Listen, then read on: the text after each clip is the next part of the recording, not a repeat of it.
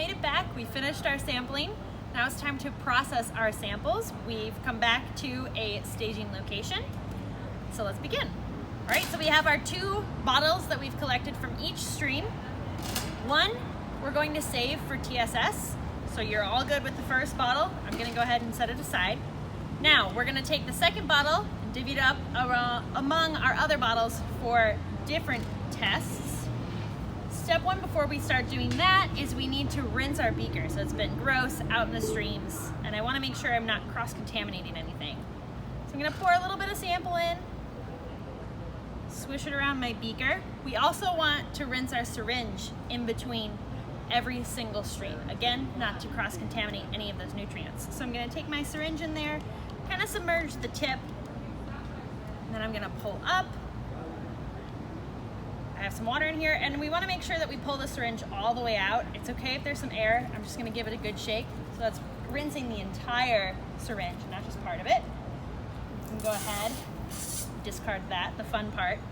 All right, this is my wastewater. I'm just gonna go ahead and dump that out as well. And now it's time to start actually putting our sample into these bottles. So everything is going to come out of the beaker. So we don't want to draw directly from this bottle, right? We just already rinsed it. It's okay to take it just out of the beaker.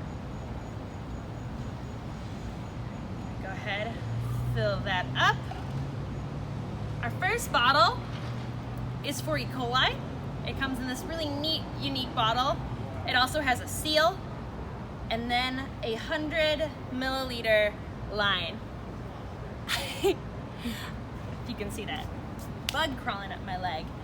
All right, so we're gonna go ahead, break the seal. This has a really special preservative in it, so we wanna make sure not to overflow the bottle. And we wanna make sure that we use one with a seal. So we don't want that seal to be broken. And I'm just gonna pour directly into my bottle up to that 100 milliliter line. All right, that's all good. And then I just screw the top on. We're good to go. We already have a label on the bottle, so we don't have to worry about writing anything on it. Next, I have this bottle for TNTP. So TNTP does not need to be filtered. So I'm gonna do the same exact thing. Probably need more water in my beaker, so I'm gonna do that first.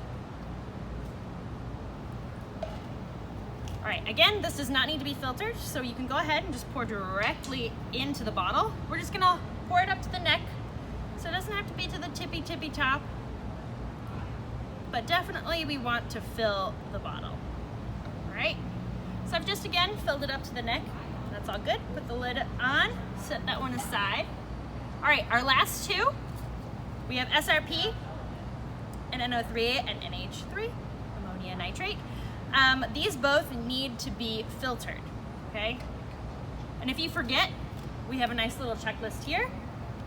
So I did this, I did this, and then this is just a little reminder that these last 2 need to be filtered, right? This is where syringe comes into play. So I'm gonna go ahead in my beaker again, draw up water so my syringe is full. If you have a little air bubble, that's okay. Just give it a good tap to get rid of the air bubble, because the filters that we're gonna use, it's kind of hard to push air through them. So we wanna make sure there's not any air in our syringe, right? So now I'm gonna put my filter on after the syringe is full. I'm gonna take my bottle, go ahead and uncap that, and then we just filter the bottle. It can get a little tough depending on the stream and how dirty it is. So we're gonna put like 1 full syringe in every single bottle. I'm gonna squeeze this till the syringe is all gone.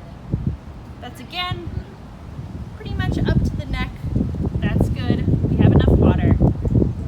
Set that aside. Now I have my last one, which also needs to be filtered. We take the filter off, set it off to the side real quick. I'm gonna get a little more water in my beaker. We're gonna do the same thing. So I put my syringe in, go ahead and draw up.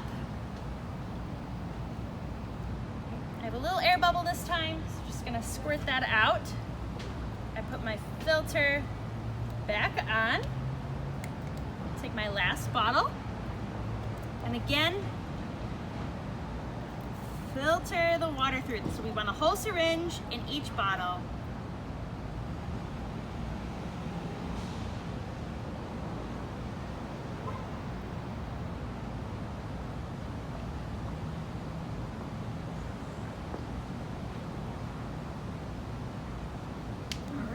So that's my final